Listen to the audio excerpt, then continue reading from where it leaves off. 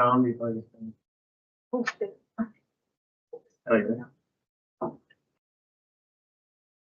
Evening, everyone. I'd like to call this meeting of the Council and Committee for the Town of Petawawa to order for September 23rd, 2024. Welcome members of council, staff, and our studio audience, and those watching at home as well.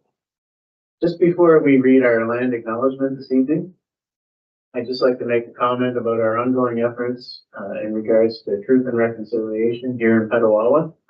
As we all know, part of the process is to listen, to learn, and to educate ourselves about the history and the culture of our local Indigenous neighbors at Petawawa. So as everyone knows, we do read a land acknowledgement before our meetings.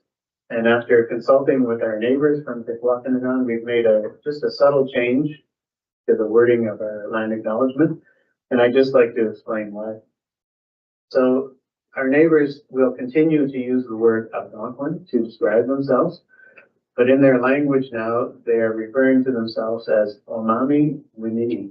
And this means the people are downriver people. And it's a more specific term for our local Indigenous people, as opposed to Algonquin and Anishinaabe. Anishinaabe is a broader term that means the original people and is used by other groups and bands like the Ojibwe and Ottawa. So in our land acknowledgement this evening, you will hear us use the term Omami Winini, which means downriver people. Okay, with that, this evening, our land acknowledgement will be read by Deputy Mayor Sadler. Thank you, Mr. Mayor. As we gather this evening, I would like to acknowledge on behalf of the Petawawa Town Council and our community that we are meeting on the traditional territory of the Omami Winini Algonquin people.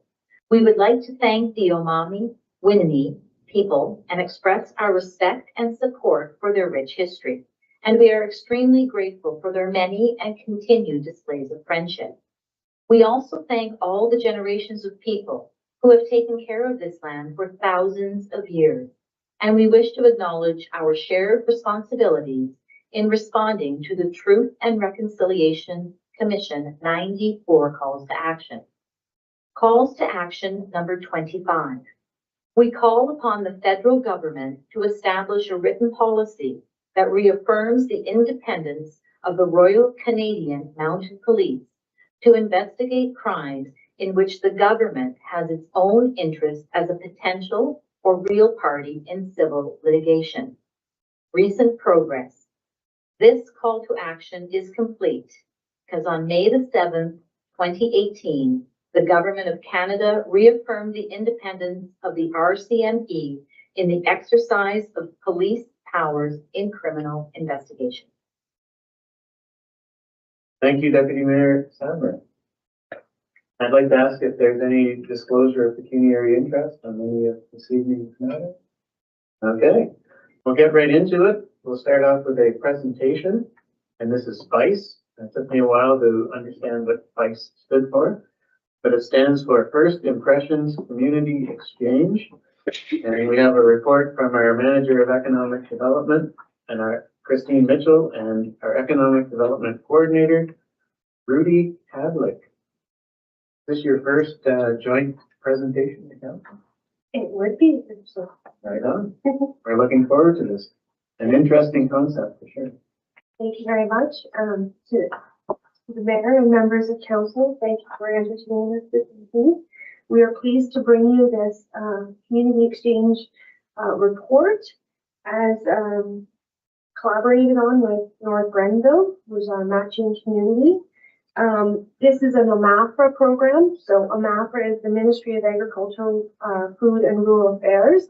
It's a developed program where communities can conduct this physical exchange and do a full picture, a downtown or a tourism focused analysis of each other. It allows a community to understand how the visitors engage with the community under a structured program. There's a 78-point multi-tiered questionnaire that our volunteers who participate in the program undertake as part of it. They agree to attend the host community and complete that documentation and return it back. so that it can be tabulated and correlated into the report.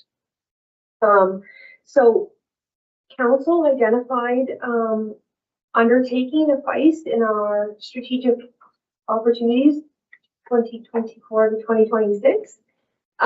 So we proceeded with this feist program. Before we get into the full-on presentation, I just want to thank our P-band members and to Rudy, who were selected to participate in the program. So we did have Richard, Cindy, and Jamie, who also had their partners and or other members, so that we could have a diverse team that represented a diverse portfolio go out into the community. Rudy, as a new parent again, fit a certain category.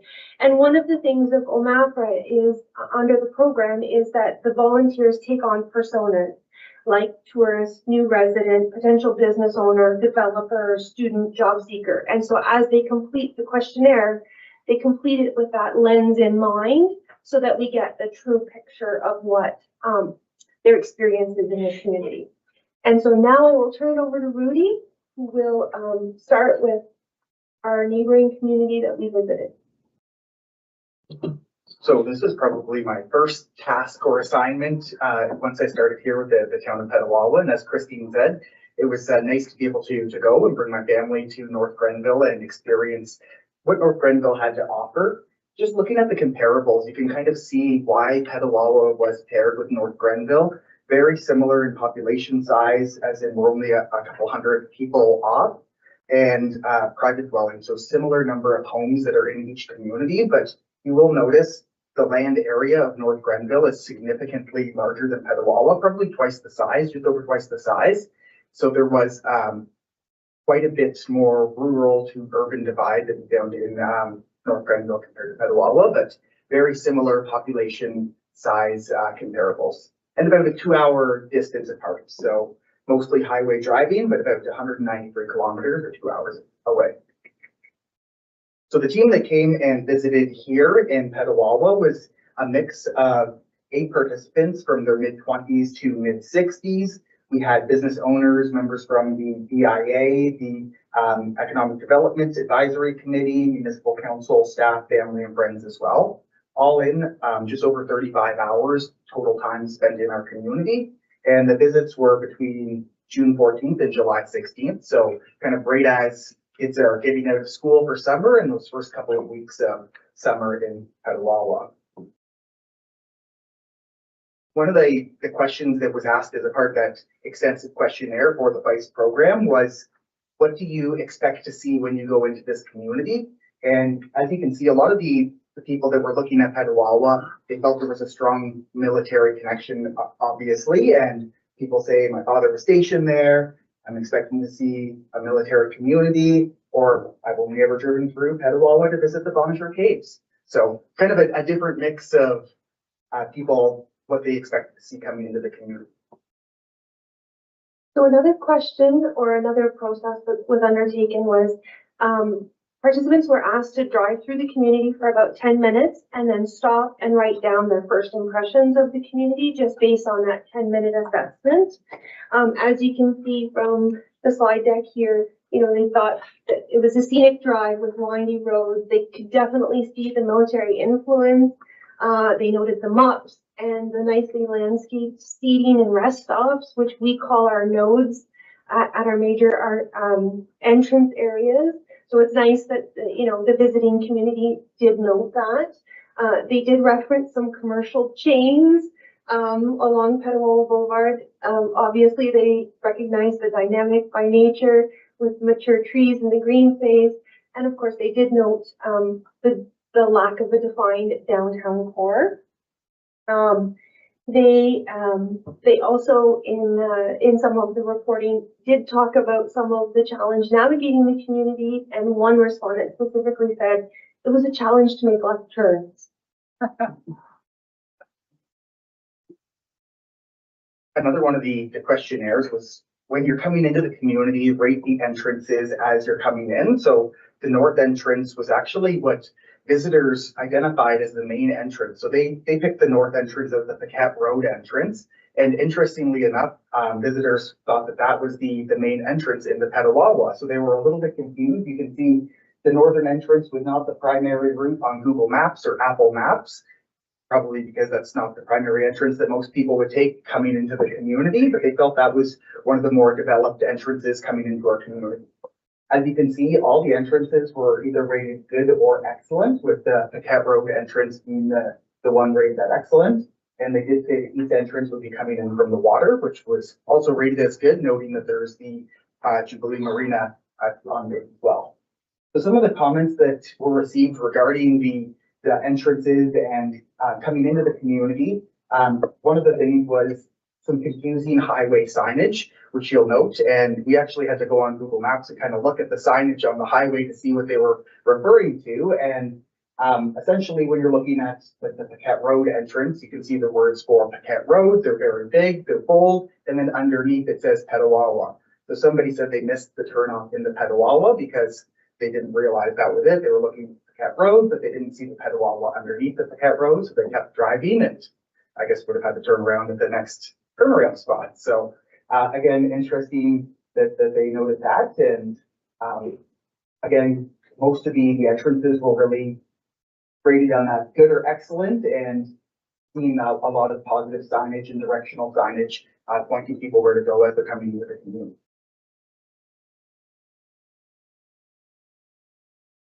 You're asked to look at a wide variety of the housing options available in each of the communities, and the comments that we received were really that there's a wide range of housing, a lot of beautiful, well-maintained homes in Petawawa, but what they noted was there's not a lot of homes available, so there wasn't a whole lot on the market. It was a very limited, not many for sale signs that they saw as they were driving through the community, but lots of beautiful neighborhoods, waterfront properties, and subdivisions that had that infrastructure for biking, cycling, walking, pedestrian. So really that active transportation piece they noted in the communities as well. In relation to local government services, they were quick to champion our friendly, polite staff, our front-facing staff. Kudos to the team at the front of both the Civic Center and here at the municipal office. They indicated that they were well served, that the team members had a wealth of information. They were quick to provide maps and guides. They were quick to identify points of interest. Staff spoke specifically about coming events and were very knowledgeable about those events. Staff even allowed one of the guests to use the washroom here when they were not able to identify the washroom in Centennial Park. And then they also spoke specifically about the container market and who was going to be in the container market, and noted that it wasn't open until the weekend, but was preparing the individual for that opportunity. So overall, we were rated very high on government services as a friendly community and engaging. In terms of the educational review, they felt there was a good mix of schools. Obviously, we have a diverse number here. They were surprised by the proximity of Algonquin College, and they noted the excellent condition of most of the schools. Most are new or have been newly refurbished, so they did note that. In relation to health services and social and emergency services, they did note a high predominance of dental clinics, physiotherapy services, massage. They saw the medical base on the medical center on the base, and they saw the Petawawa Family Centennial Health Center. They noted the military family support services. They indicated that they saw the Civitan Park and the Rotary Park, and it seemed like they were very active in the community and engaging, and they spoke to that.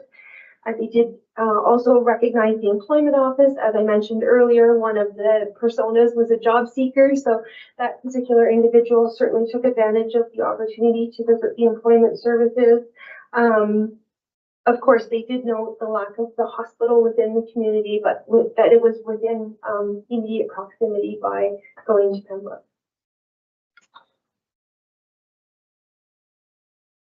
as you can see, looking at some of the ratings for roads, active transportation, sidewalks, again, all in like good or excellent. So there was no major sinkholes that drivers or visitors noticed while coming through town. Everything was really good.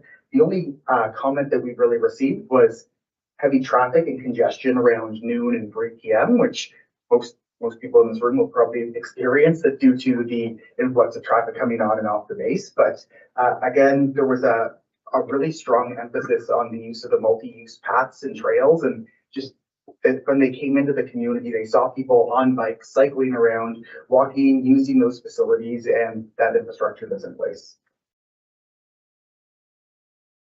In relation to the downtown, one of the comments was identifying the downtown, which we know is a challenge for us. We've spoken about it on a number of occasions. They basically took Petawawa Boulevard as a whole as part of the downtown experience, with a focus on the portion closest to the base, because it had the most feel of shops on both sides of the road.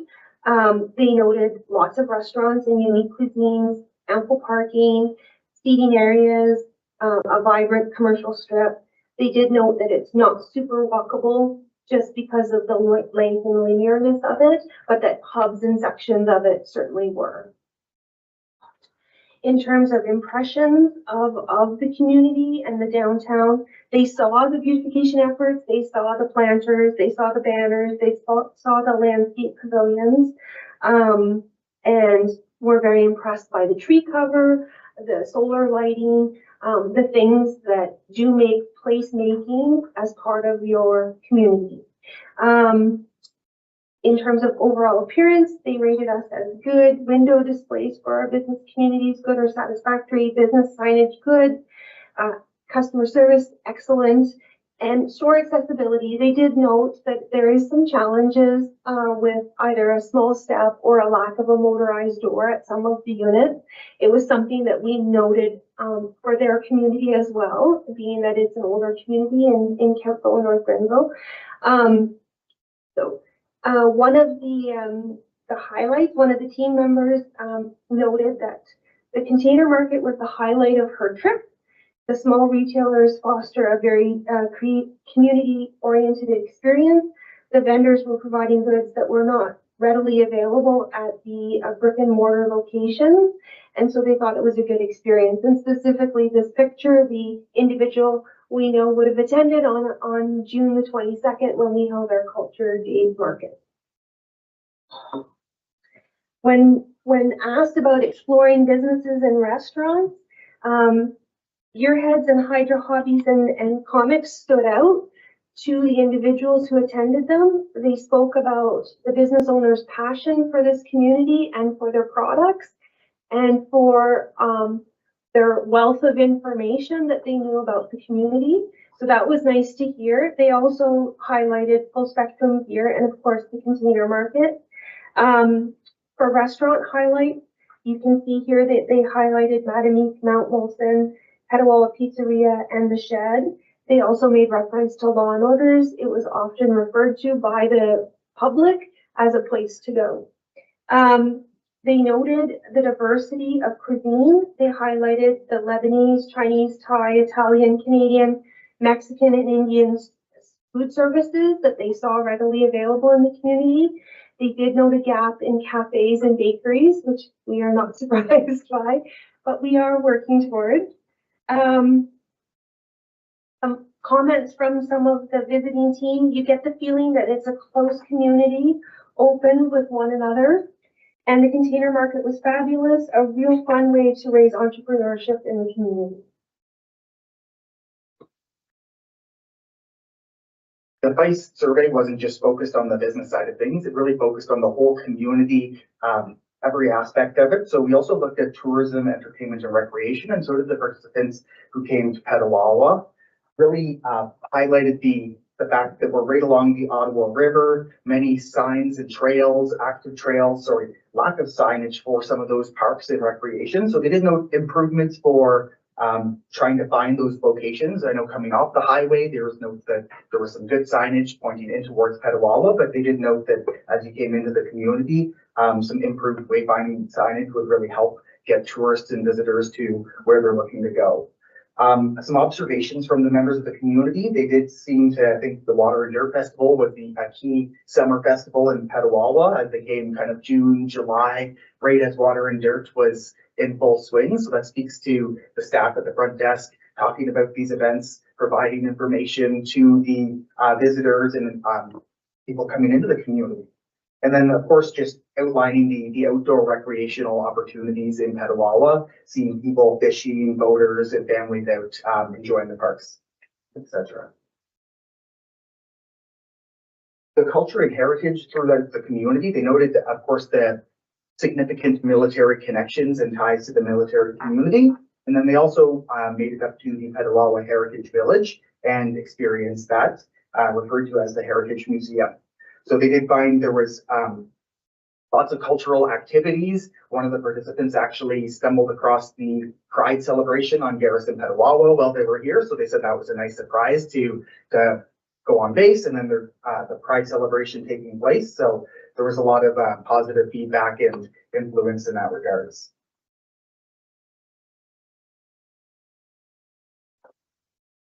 I think we all know the green space and parks in Petawawa are really a highlight and just very highly rated from the visiting team that came to our community. Beaches, waterways, green space, parks, just really well developed is what people thought when they came to Petawawa, and really seeing that there was plentiful opportunities for recreation and lots of parks and trails, even in those residential areas. So whether you're going through forest or access to the different trails, they felt that the green space and parks were very plentiful in Petawawa. So one of the activities of the FEIST engagement is to hear from the residents. So some of the things that the team members did hear from the residents of the community were where to bring the family, hikes and fishing areas, visit Black Bear Campground, the Millennium Trail, Petawawa Point, Law and Orders, Matamik, Mount Wolfen. They also heard people say, if you can't find it in Petawawa, just go to Pembroke. And they specifically said it in such a way, as noted in the report and in the presentation, that there was no embarrassment or hesitancy of this. It was just the reality that you could also find good products and good services in our neighboring community, and they were quick to tell you which businesses and services you could find there. So it wasn't derogatory in terms of, if you can't find it here, go to Pembroke. It was, if it's not here, it's here in the area, it's just in Pembroke. Overall, residents did seem very happy in this community. They offered friendship and kindness to the visitors.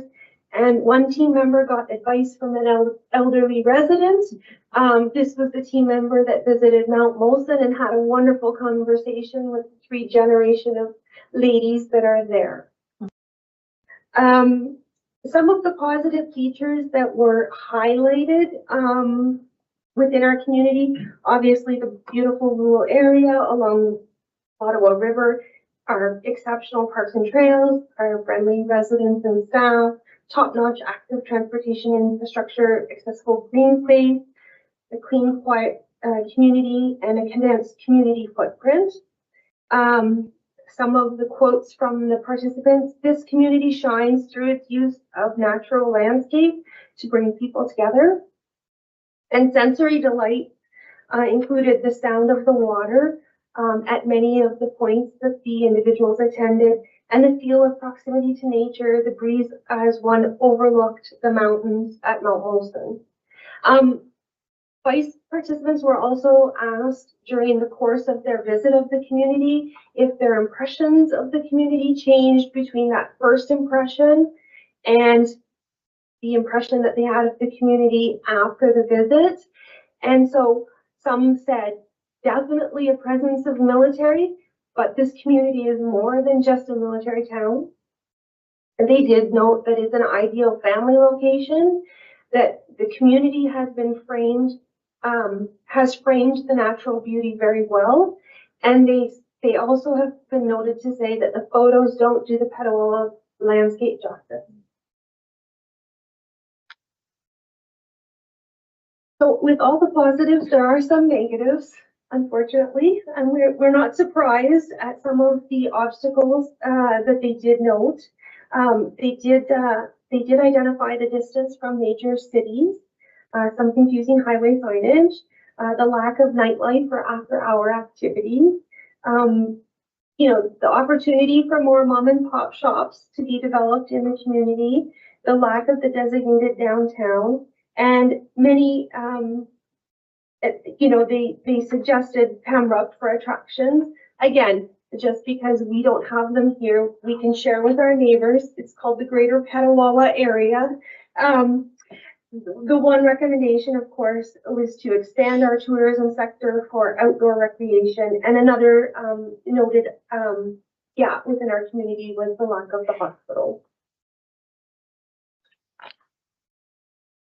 So as a final note, we have some quick wins. So FICE participants were asked if you could suggest things that this community could do to greatly improve in the immediate, the experience. Some of the suggestions were to promote a shop local campaign in the local stores and restaurants. And we do have our shop local Petawawa, shop Petawawa pages and business, but they want us to take it further and bring it into the business themselves. They noted that some of our signs, while wonderful and informative, there was a tiredness to them. So they suggested that some of our signs and our benches in some of our parks and our main areas could get a refresh. They noted some tree trimming that was needed around some of our node areas and where some of our entrance signs are located. They also suggested the improvement of wayfinding signage to navigate yourself through the linear and neighborhood spaces. They applauded us for the beautification on Petawawa Boulevard and suggested that we continue that work. They also encouraged tourism aggregate website development. So looking at the individual businesses' Google sites, how they're found on TripAdvisor, through Apple, through Waze, that kind of thing, so that if you're navigating purely online initially, that the businesses are represented there. So they're not represented on all the platforms and not necessarily with the correct information. Definitely a challenge for businesses who wear multiple hats to keep track of all these things, but certainly a searchability opportunity and a way to draw tourism to our community.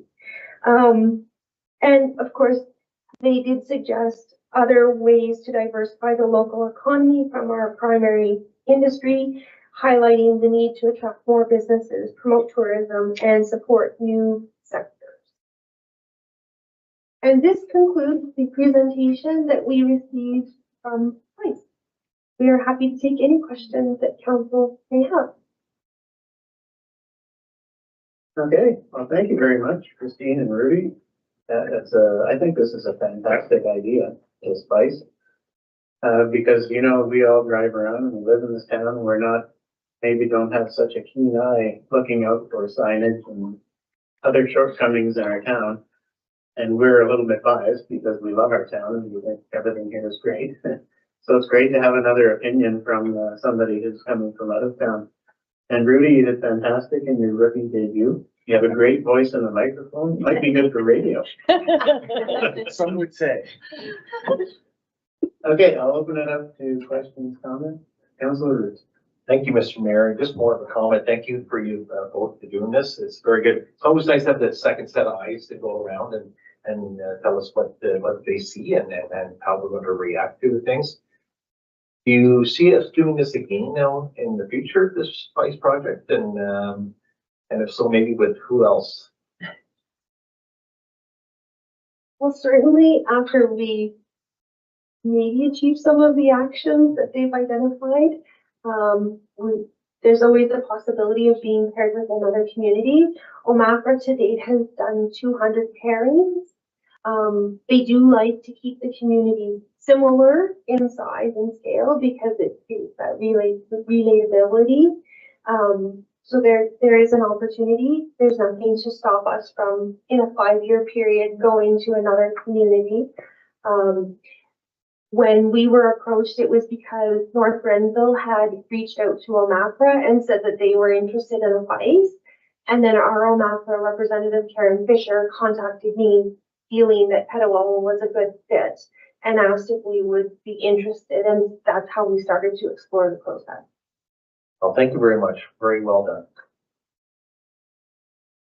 Deputy Mayor Simon. Thank you, Mr. Mayor. Thank you, Christine and Rudy. And I think this is a very reflective report. Certainly, being a friendly community and having friendly staff, yay for us. That's always one of the most important pieces that I think we need to be as a community. So way to go, Petawawa.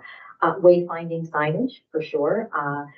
Very proud that they recognize our efforts towards active transportation offerings. We put a lot of time, energy, and money in making it an active and accessible community. So that's wonderful. And certainly the newcomers and military families could benefit from the wayfinding. And these potential wins and opportunities, I think, are all doable. I think they're, for the most part, they're low-hanging fruit. So way to go. This is a really good effort and gives us some things to sort of focus in on and also celebrate. Thank you. Councillor Gunn. Thank you, Mr. Mayor, through you to Rudy and Christine. Are we able to see the report that North Grenville received from our side? We would have gone there to do the same process. Is that something we can see? So we are free to give members of council the report for sure. Rudy created the report, so it's our intellectual property. It's a summary exactly the same as this of their community, but yes, we would be happy to share that with you. It's a bit rosy.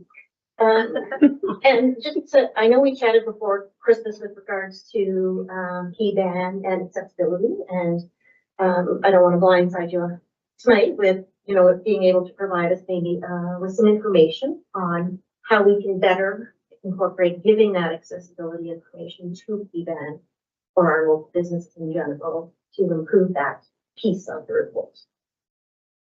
So part of our next steps actions is to do our BRME. So we are undertaking the BRME as of October of this year into next year. The BRME is the Business Retention and Expansion Program. This is an opportunity where we will go out to our business community with a questionnaire and ask one-on-one. It will be an opportunity for us to collect data from the business's perspective on a number of variables. It will be the opportunity for us to discuss with them some of their challenges with their existing base. Certainly continuing with the CIP program, of which there's specific funding for the accessibility piece.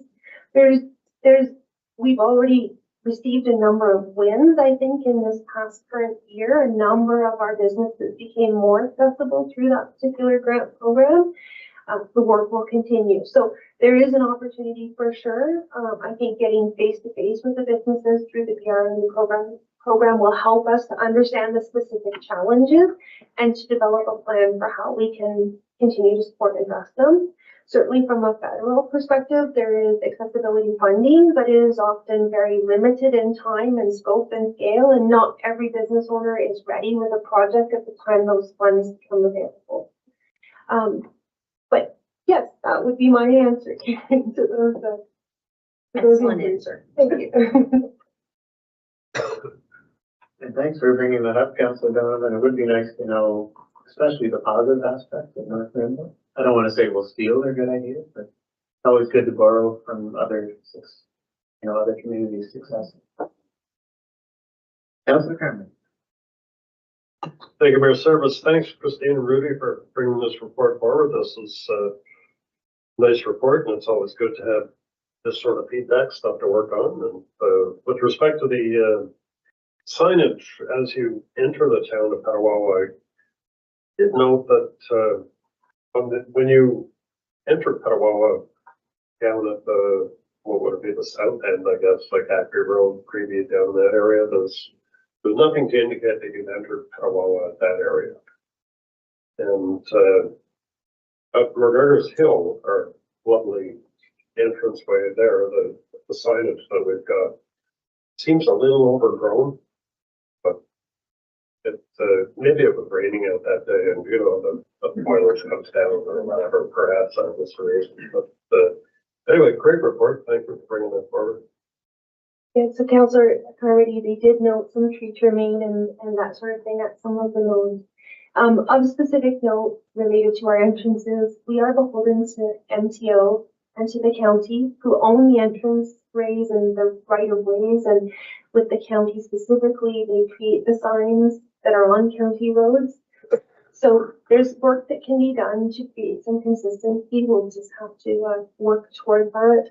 The Petawawa sign out on Highway 417, unfortunately, despite many, many efforts since 2012 to beautify that, they've all been denied through MTO simply because that is a future 4-lane corridor, and so they don't want to grant permission for any adjustments to that particular sign. So we will have to deal with that situation as it is, but certainly we can address the other entrances in our. You make a good point, Councillor Carmody, although we do have maybe more entrances than most communities would have. I think we have like 6 or 7 different entrances. So it might become a little expensive, I guess, to put large signs every time you have a different entrance to Petawawa. But I think it is important that people realize when you turn onto certain roads that now you are in town of Petawawa. Any other comments or questions? I guess I just have one question. So all of the, I'll call them action items that the people from North Grenville have pointed out, are we going to disseminate all of those suggestions to the appropriate departments, and will we see some of these things coming forward at budget time? Timing is everything, and so this is why this is being presented to council. We can now discuss it at the senior staff team and as part of our budgeting. Okay, any further questions or comments? Well, thanks again. That was a great report, and it's always good to hear some outside opinions on our town, and it's great to see that most of it was positive, because that's the way we feel about Petawawa. And I guess there's always room for improvement, everybody above. So it was good to hear it from somebody else. Okay, so thank you. And I guess you're not going to go anywhere because we have your economic development report for August 2024. Yes, thank you. So this is the synopsis of the report for August. Of note, a new tattoo business is established. It's called New World Tattoo.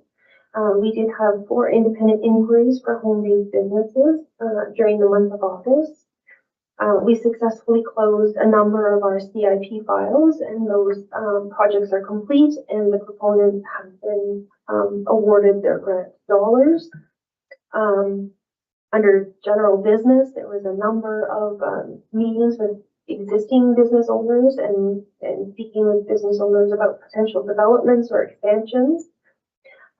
Specifically looking at some opportunities for business renovation and supporting various projects at various levels. In terms of partner engagement, Rudy and I did have the opportunity to attend the Dean's Breakfast at Algonquin College. There was lots of work in August around the comfort station, for which I would not be able to have done it if it wasn't for our public works manager, Chris. So I thank him for all of his support. But we were able to get all of the final site work done, and we were able to launch the or host the grand opening of that comfort station in collaboration with the launch of the 2024 Petawawa Ramble. As part of that, we also launched the Petawawa Comfort Station Commemorative Boardwalk program, and to date we've had 47 tiles purchased from community members, businesses, individuals in support of the program. So that's been wonderful. And again, thanks to Chris and his team who are ensuring that they get installed on the boardwalk. These dollars will help us to extend that boardwalk out to the end of the covered area as planned. Also in the month of August, on August the 16th, we did host the youth market, It's an annual event that we do in collaboration with the entrepreneurship camp that happens at Community Services. Very successful. We had quite a few youth attend this year, and it's always nice to see the youth bring their products to market and engage with the community. In other activities, I would just note my OVID Partners meeting. We don't meet every month. We meet alternate months, and it's a very important network to collaborate with the economic development officers within Renfrew County and meet with the business development officers and with the members of provincial and federal funding agencies. It's a good opportunity for us to connect. I will also note that I did complete the grant documents for the My Main Street under the Community Activator Stream, which is a federal economic development agency for Southern Ontario in collaboration with the Canadian Urban Institute, and the town of Petawawa received $10,000 of a $22,000 grant program for improvements and additions to the Petawawa Consumer Market. And that is my report for the month of August. Thanks, Christine. Questions on the report? Councilor Ruth? Thank you, Mr. Mayor. Christine, just in regards to the Comfort Station, is there any information out there about like business hours of operation, and if there's anyone on site, then what's going to be involved with the events that are being held and stuff like that? Can you just give us some information what the public can expect to see there or receive when they're there, or what services are available, stuff like that? So the Comfort Station isn't under my direct management. The creation of it is part of a joint collaboration, and because I was the steady on the project, I've been there. The main entrance will serve as the visitor information center, which the tourism department will resolve. We'll do that officially and for full time as of next season when we have summer staff to support that operation. Currently, the washrooms are available to the community at large daily from 7 until 11 o'clock. So they are open daily, and the washrooms, full service, accessible washrooms are there. Recently, Community Services held a senior biking activity where they all gathered at the Comfort Station and then rode collectively to Mount Olson, enjoyed the day, and came back. So events and activities like that, including the Ramble, which will happen October 17th to the 20th. We will have the Comfort Station open, and there will be engagements for the Ramble specifically around that, including the Farm to Trail activity, which does wrap up our Ramble on Sunday, October 20th. Thank you. I think that's important to continue to get those messages out and make our residents aware and our invited guests to our community. Thank you so much. Councilor Gunn? Thank you, Mr. Mayor. Just, Christine, looking for more information. You met with an Anya Gansberer about what is a painted landscape. So Anya is a consultant under the Rural Arts and Culture Advocacy Group. I've known Anya for quite some time. And they were making an application under the Tourism Growth Fund Phase 2. And it was a presentation that was made to the OVID Partners Group. It's essentially throughout Renfrew County, they're looking to establish a painted landscape showing one of the original paintings from like the Group of Seven or A.Y. Jackson, and then have a new artist paint that same painting with their technique and brushstrokes, and to have a sign and to create like a route. I had already had meetings with Anya on this prior to the OVID Partners meeting, so then she came to the community. Rudy and I took her around, visited the community, and then the ask was for a letter of support for the concept of the idea so that the grant application could be submitted to that particular grant program. Their goal is to establish 10 initial landscape paintings and work with 10 initial artists. And Petawawa was identified as one of the locations for specifically A.Y. Jackson painting.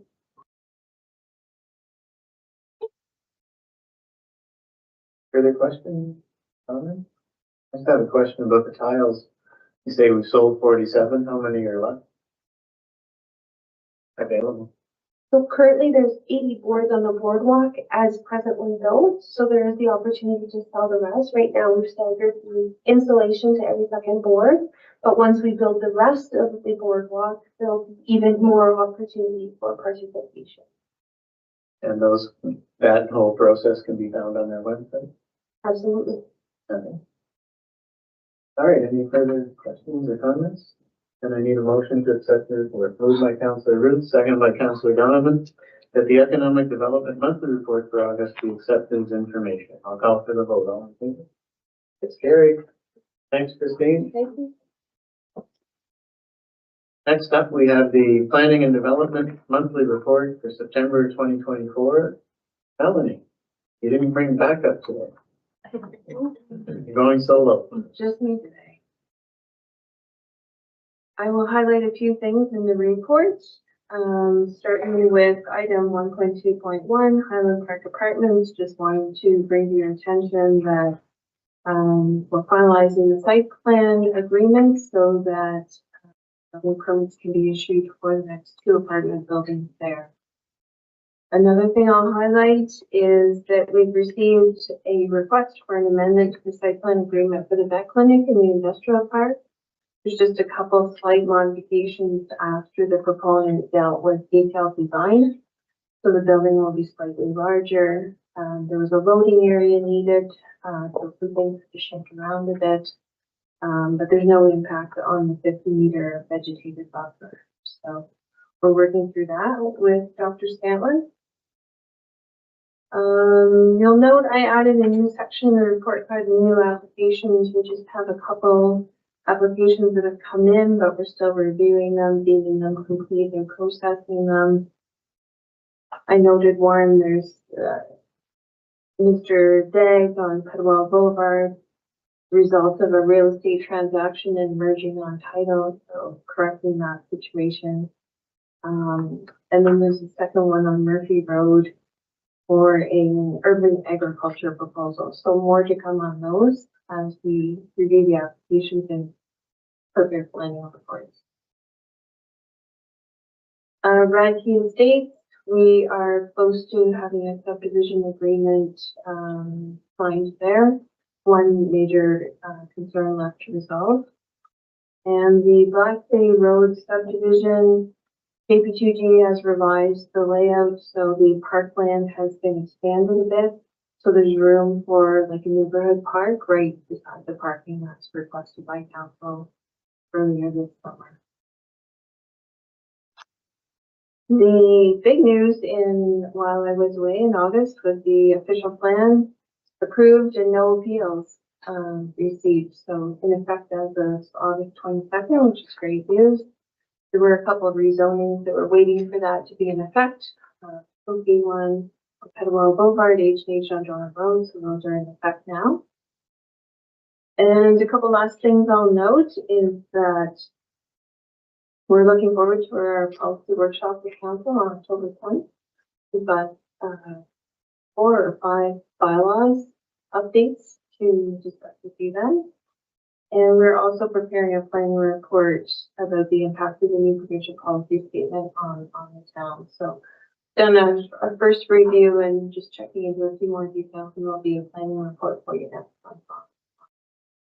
Nothing big, no huge significant impact on the town.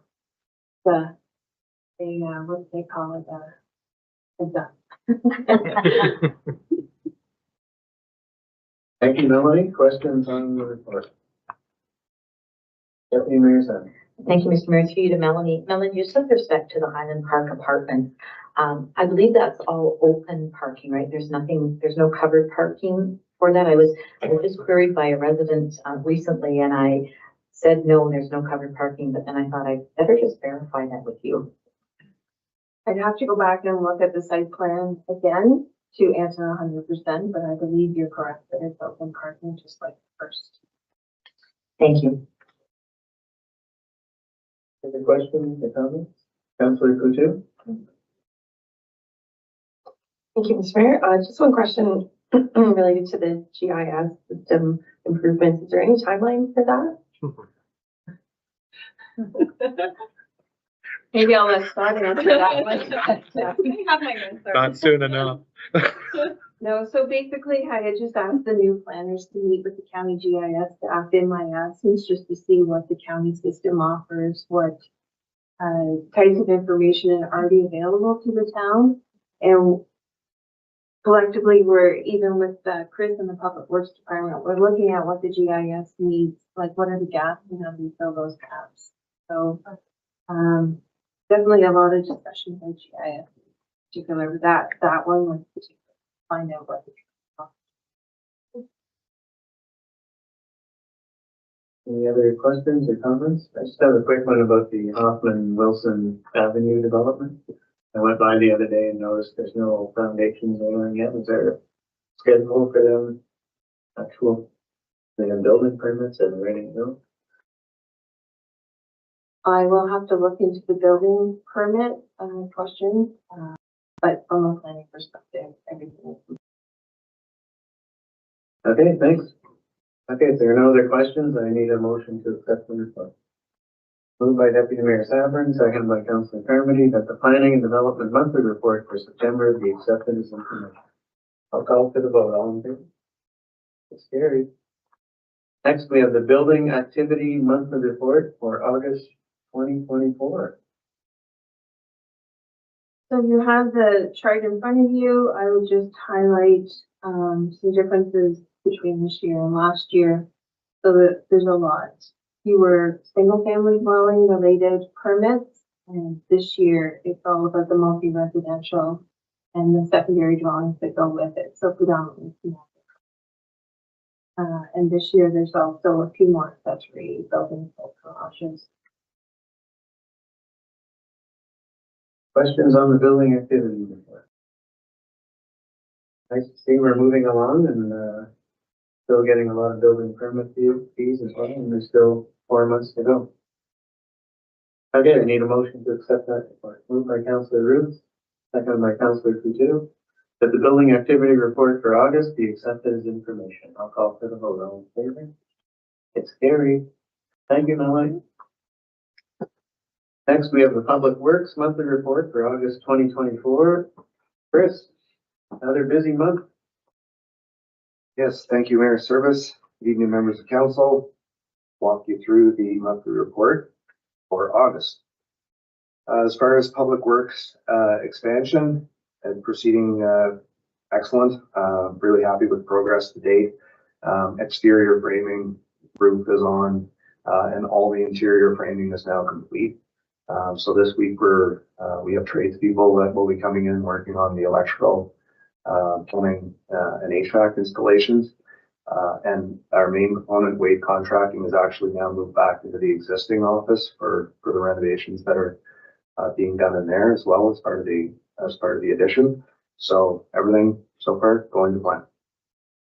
As far as the comfort station, as Christine mentioned previously, it's complete. I did have some good news to let council know. After all of our construction costs and change orders, the project was completed under budget.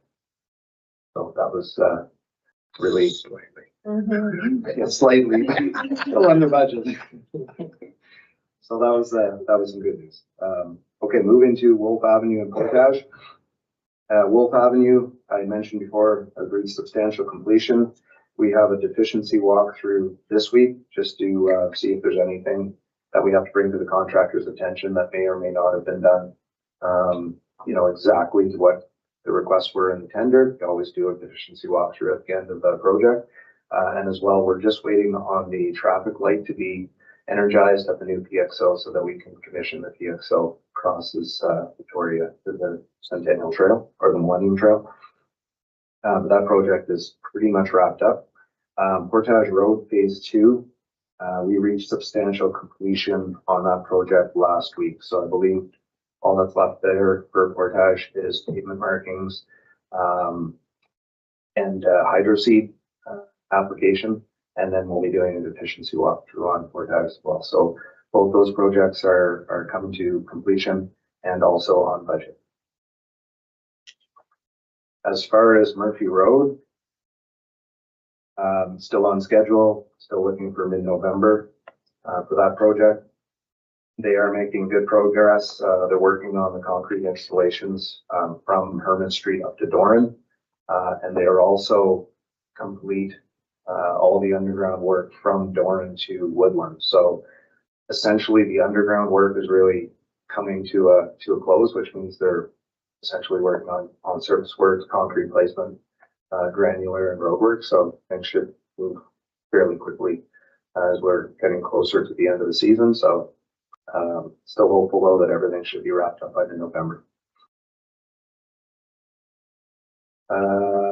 Fleet procurement. The EV. I was talking to the manager of Public Works, Teddy, today.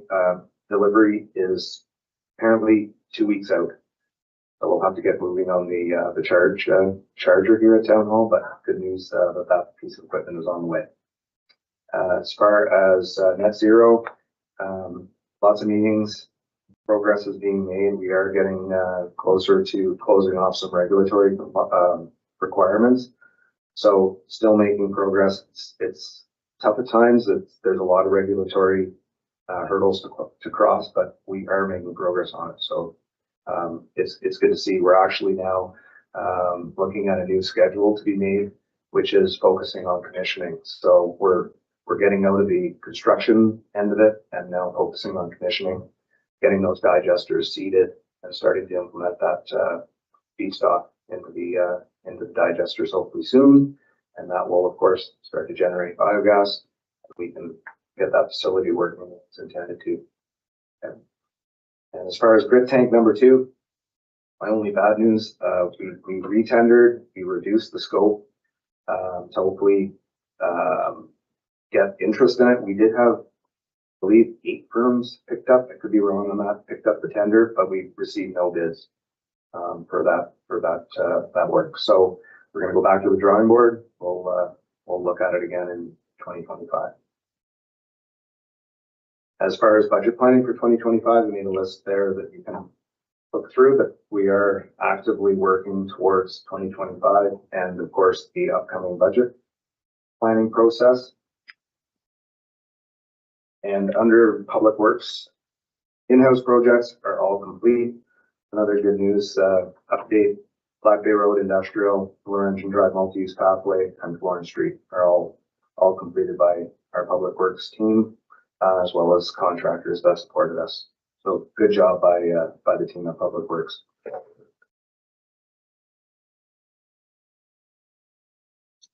believe that's moving now to the water and sanitary report. Nothing in there of any concern.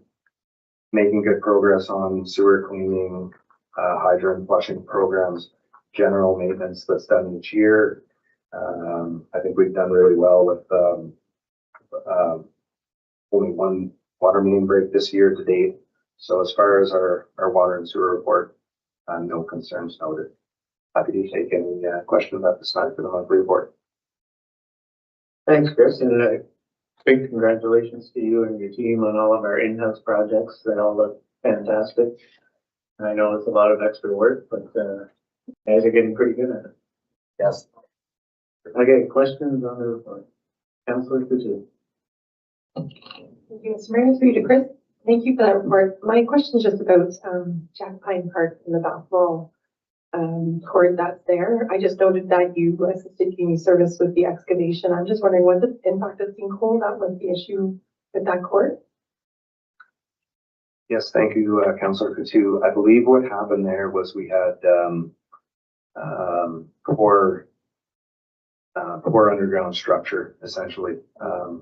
I'm not sure how that basketball court was initially constructed back in the day, but it looks like under a portion of the court, the granular was good, and under a portion of it, it wasn't. So that's what caused the substantial heaving. Again, I'm not sure the history. It could be that it was a half court at one time and then it was added onto. I'm not really too sure, but the intention there is to, of course, fix the underground granular, do the refresh, and then repave it so that it's up to standards. So just to follow up on that line of questioning, so at Jack Pine Park, there will be eventually a full court will be retained there? Yes, that's the intention, yes. Okay. Because I noticed there was some excavation going on at the terrace playground. And at one time, I remember seeing a playground, map and that there was going to be a basketball court there. I know you're not the recreation coordinator. I was gonna say, I'm not sure on that one. Mayor Service. Okay. I thought I'd reach you. Go ahead. Through the chair, just through the recent organizational changes, actually, it does fall under his valley. He's just given the plans, he can make sure it gets built under budget, right? Correct. I have to continue to brief myself on those new roles. It's like Elmer Fudd, more briefing. That's right. Any other questions on the Public Works monthly report? Yeah, I just had one quick one. Murphy Road at the end where MTO was picking up on the paving the county did between Portage and the highway. I think I had asked a month ago whether they were going to put in the paved shoulders. And I haven't driven out there, so I'm not sure. My understanding is that paved shoulders are included in the work. And just a question on the grit tank. That's disappointing that we didn't get any bidders, but my question is this something that can wait another year? It's not, Yes, and Mr. Mayor, that's something Brad Sweet, manager at Aqua, and I have discussed. Of course, these capital improvements are planned with the hope of them being done in a nice orderly sequence, but we never really plan where it's like a last minute repair or we're on the verge of some failure. These repairs are planned to give us some buffer, some leeway if there's an issue with tendering, or if we don't get a bid, or if it comes in over budget where we can't proceed with the project. There's no risk at this time of any issues with failure of the grit tank or problems with how the plant processes sewage that's coming through.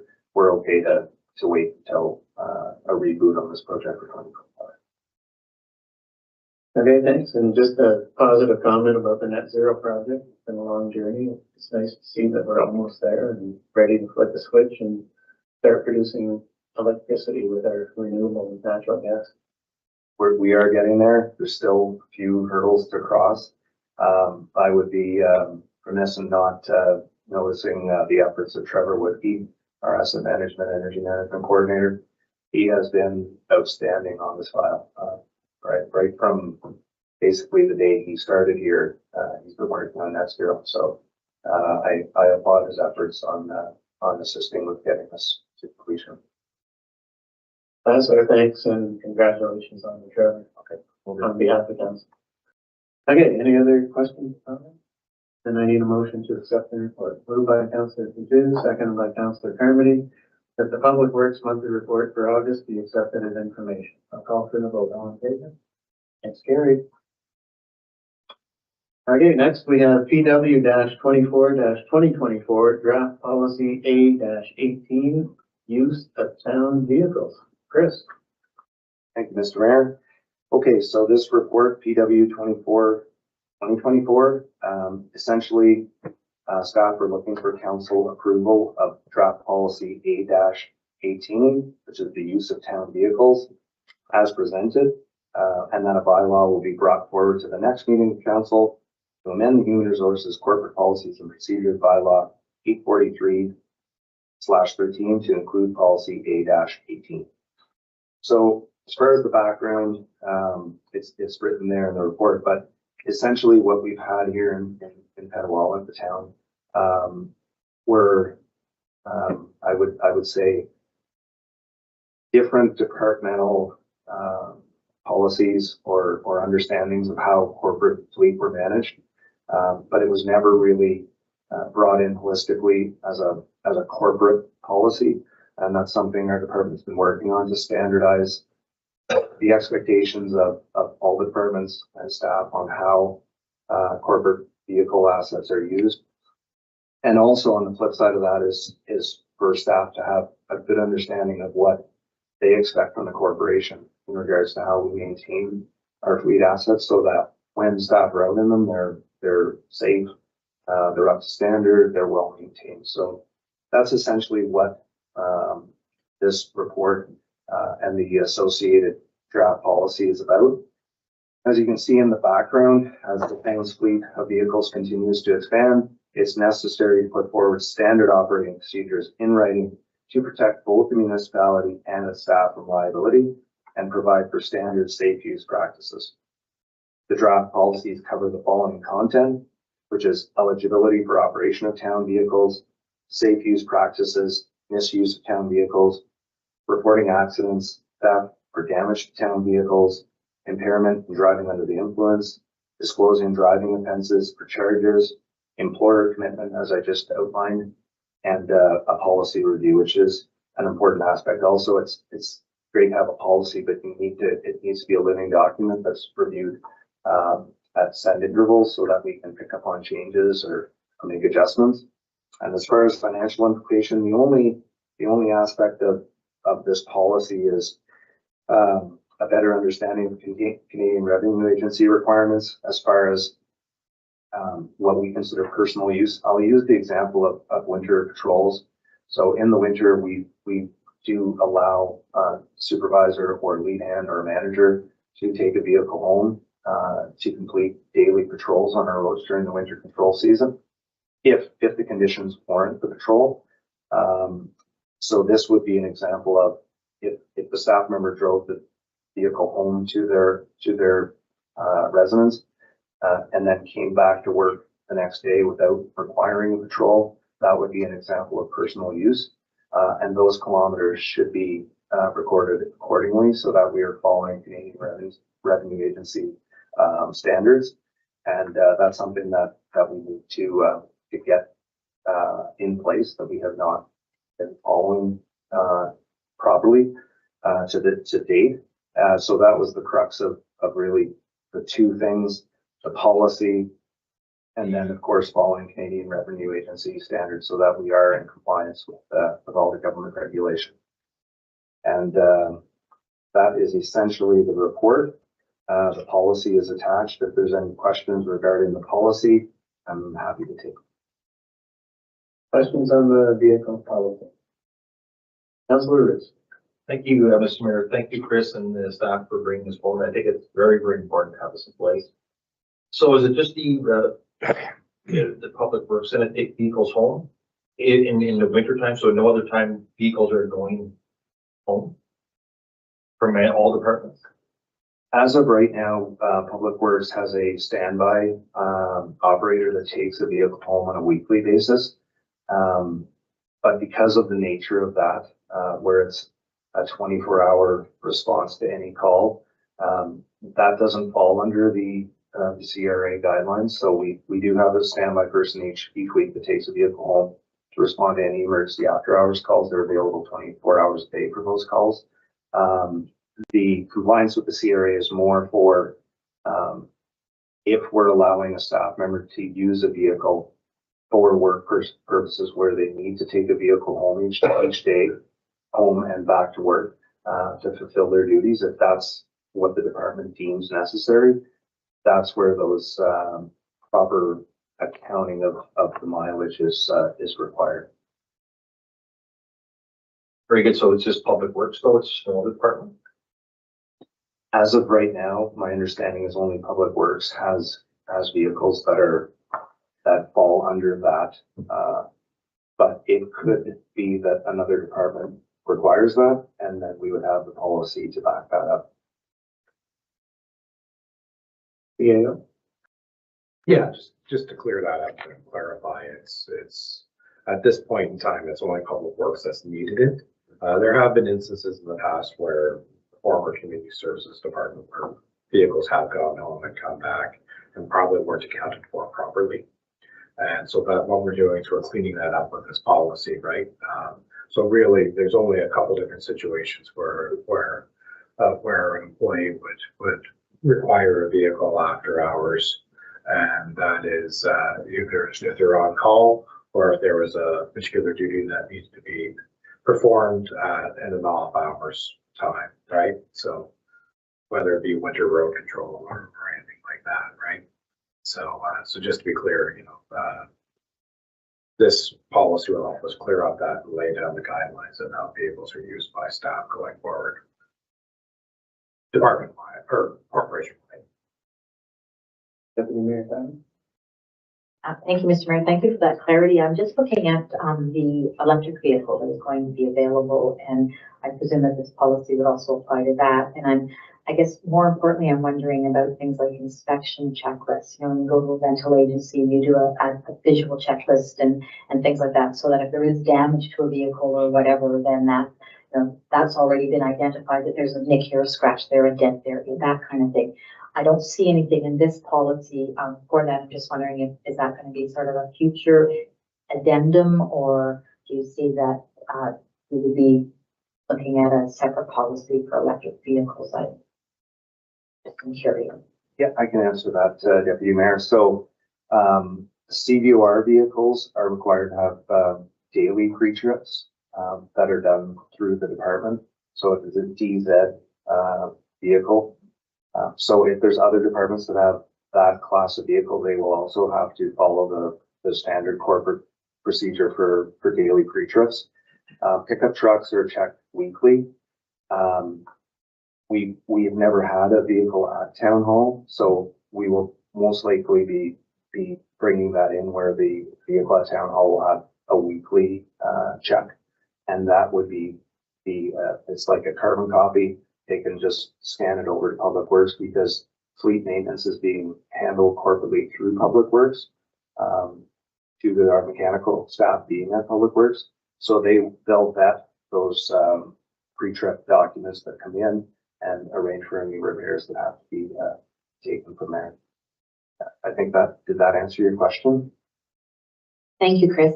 Yeah, it did for the most part. I'm thinking that, especially for this electric vehicle, it could be used by a different person every single day and has the great potential. I think that's why we agreed to get this vehicle. So I would think that we would probably be doing every time somebody takes the vehicle a check, that as a matter of course. But I appreciate what you're saying about the DZ and all of those other requirements. Thank you. Yeah, we can certainly look at that standard. I know that past practice has always been, even if there's different drivers, we can do, because it's not a CVOR regulated vehicle, you can do a once a week check. But again, you are correct. There's a lot of different people using that piece of equipment. It's new technology. So it may be worthwhile to have a daily check done on that piece of equipment. Fair enough. Thank you. Councilor Root? Thank you, Mr. Mayor. I just wanted to end it off. Prior to that, I just want to say thank you once again for bringing it forward. I think it's important to tighten this up because there has been some gray areas there. So this really brings things to it as a corporation standard. Thank you. Thank you, Mr. Mayor. Further questions, Councilor Kuzma? Thank you, Mr. Mayor. Just to say, I was really impressed with this policy. I find it super comprehensive. I love also the section you had about what to do in the event of an accident. I love that. So it's very clear. And I'll note that I did notice that part of the safe operation of the vehicle that was outlined, safe use and practices, it is outlined, perform safety checks and walk around prior to operating a town vehicle. It does say in accordance with departmental standard operating procedures. So I'm guessing that would need to be crystallized a little further for each department, what that might mean in their circumstances. But overall, I agree with Councilor Roots. This is a really great thing to bring forward, and thank you. Any other questions or comments? Yeah, again, this is all part of the town of Petawawa modernizing, and I think it's great, and especially in terms of keeping our employees safe. We want to make sure that any vehicle we ask them to get in and use is up to safety standards and other standards, and also from a liability aspect. For sure, it's important that our employees know how to use the vehicles, when to use the vehicles, and that there's a clear, comprehensive policy and guidance. So I think it's great. Excellent. Okay, if there are no other questions, I need a motion then to approve this draft policy. Moved by Councillor Donovan, seconded by Councillor Roots. The council approves draft policy A-18, use of town vehicles as presented, and that a bylaw be brought forward to the next meeting of council to amend the Human Resources Corporate Policies and Procedures Bylaw 843/13 to include policy A18. I'll call for the vote. All in favor? It's carried. Thanks, Chris. Okay, thank you. No general matters, but we do, however, have a closed meeting this evening. So I need a motion to go into closed.